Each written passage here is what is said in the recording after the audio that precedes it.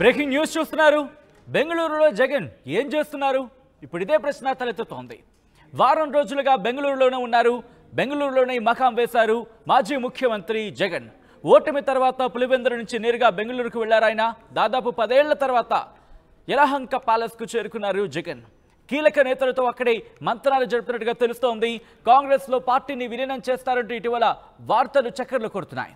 ఓటమి తర్వాత జగన్ కీలక వ్యాఖ్యలు చేశారు. హిమాలయాలకు వెళ్దామని, అవును హిమాలయాలకు వెళ్ళిపోదామని అనిపించింది అంటూ కూడా జగన్ చేసిన వ్యాఖ్యలు ఇన్ఫాక్ట్ పెద్ద దుమారానే రేపాయనే చెప్పుకోవాలి.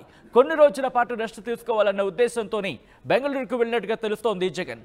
మళ్లీ తాడేపల్లి వచ్చాక పార్టీ కార్యక్రమాలు వేగవంతం చేస్తారంటూ కూడా ప్రచారం జరుగుతోంది. వైఎస్ సీఎంగా ఉన్నప్పుడు యలహంకలో సుమారు 23 ఎకరాల విస్తీర్ణంలో ప్యాలెస్ నిర్మాణం జరిగింది. వైసీపీ ఏర్పాటుకు ముందు ఇక్కడే ఎక్కువగా ఉండేవారు జగన్. ఈ నేపథ్యంలో మళ్ళీ ఆయన అక్కడికి చేరుకున్నారు. ఇప్పుడేం చేస్తున్నారు, బెంగళూరులో జగన్ ఏం చేస్తున్న అంశానికి సంబంధించి మాత్రం ఇప్పుడు డిస్కషన్ నడుస్తోంది. వారం రోజులుగా ఆయన బెంగళూరులోనే ఉన్నారు. ఓటమి తర్వాత పులివెందుల నుంచి నేరుగా బెంగళూరుకు చేరుకున్నారు. దాదాపు 10 ఏళ్ల తర్వాత యలహంక ప్యాలెస్కు చేరుకున్నారు జగన్. కీలక నేతలతో అక్కడే మంత్రాలు జరుపుతున్నట్టుగా తెలుస్తోంది. ప్రెసెంట్ ఆయన ఏం చేస్తున్నారు, ఎప్పుడు మళ్ళీ ఆంధ్రప్రదేశ్కి వచ్చే అవకాశం ఉంది తెలుసుకుందాం. మా ప్రతినిధి లోకేష్ అప్డేట్స్ అందించేందుకు సిద్ధంగా ఉన్నారు. లోకేష్, జగన్ ప్రెసెంట్ బెంగళూరులోనే ఉన్నారు. ఆయన ఎప్పుడు తిరిగి మళ్ళీ ఆంధ్రప్రదేశ్కి రాబోతున్నారు? ఇన్ఫాక్ట్ బెంగళూరులో ఏం చేస్తున్న అంశానికి సంబంధించి ఆయన స్కెడ్యూల్ గురించి ఎటువంటి మాట వినిపిస్తోంది? ఎగ్జాక్ట్లీ మీరు అన్నట్లుగా మాజీ ముఖ్యమంత్రి జగన్మోహన్ రెడ్డి బెంగళూరులో ఏం చేస్తున్నారు అనేదే ఇప్పుడు ఆంధ్రప్రదేశ్ లో ఒక డిస్కషన్ హాట్ టాపిక్ గా మారినటువంటి పరిస్థితి.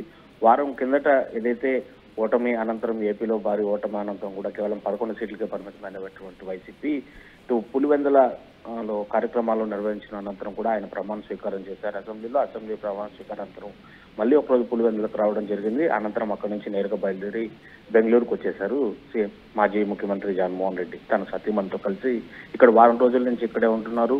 దాదాపు కనీసం పులివెందుల నుంచి వెళ్ళినటువంటి కార్యకర్తలు, కేటర్కు సంబంధించినటువంటి నాయకులను కూడా కలవడానికి ఆయన ఇష్టం చూపించడం లేనటువంటి పరిస్థితి. 10 రోజుల పాటు రెస్ట్ లో ఉండాలని చెప్పి నిర్ణయించుకున్నట్లుగా కూడా తెలుస్తుంది. అంతకుముందు పులివెందులలో కావచ్చు లేదా కేటర్తో మాజీ సంబంధించినటువంటి ఎమ్మెల్యేలు గెలుపొందినటువంటి నేతలు కొంతమంది 11 మందితో వీళ్ళందరితో నిర్వహించినటువంటి కార్యక్రమంలో సైతం ఇంతటి భారీ అపజయం తర్వాత తనకు ఒక్కసారిగా కూడా మనస్తాపానికి గురయ్యానని 2 రోజుల పాటు తను ఒక షాక్ లో ఉండిపోవాల్సి వచ్చినటువంటి పరిస్థితులు ఏర్పడ్డాయి.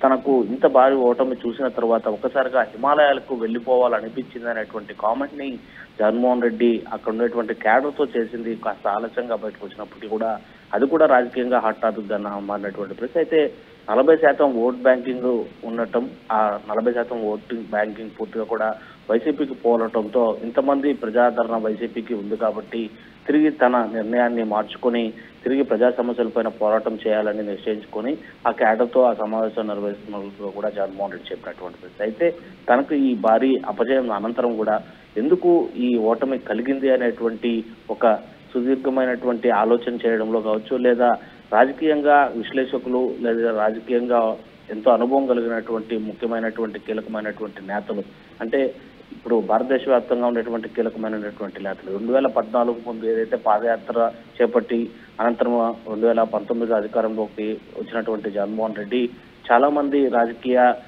విశ్లేషకులతో కూడా అప్పట్లో మాట్లాడినటువంటి పరిస్థితి. ఎలాంటి కార్యక్రమాలతో ముందుకెళ్తే అధికారంలోకి రావచ్చు అనేటువంటి ఒక పూర్తి ప్రణాళిక బద్ధకంగా కూడా క్యాండిడేట్స్ ని ఎన్నుకోవడంలో కావచ్చు, సంక్షేమ పథకాల అమల్లో కావచ్చు, వీటన్నిటిని కూడా ఆచితూచి తీసుకున్నటువంటి నిర్ణయాలు కనుక ఎక్కడ పొరపాటు జరిగింది, ఎందుకు ఈ ఓటమి ఇంతటి భారీ అపజయం చేజిక్కింది అనేటువంటి అంశాలపైన కూలంకషంగా చర్చించడానికి కీలకమైనటువంటి నేతలతో బెంగళూరు ప్యాలెస్ లో ఒక రహస్య భేటీ అవుతున్నారు అనేటువంటి సమాచారం అయితే మనకుంది. అయితే ఈవినింగ్ టైంలోనే ఆ ప్యాలెస్ లోకి కొన్ని కార్లు వెళ్తున్నట్లుగా కూడా సమాచారం అందుతుంది. లోకల్ గా ఉండేటువంటి నాయకులు కావచ్చు, ఆంధ్రప్రదేశ్ సంబంధించినటువంటి ప్రధానమైనటువంటి నేతలతో మాత్రం బెంగళూరులో ఎక్కడ కూడా అపాయింట్మెంట్స్ కూడా ఇవ్వడం లేదు జగన్.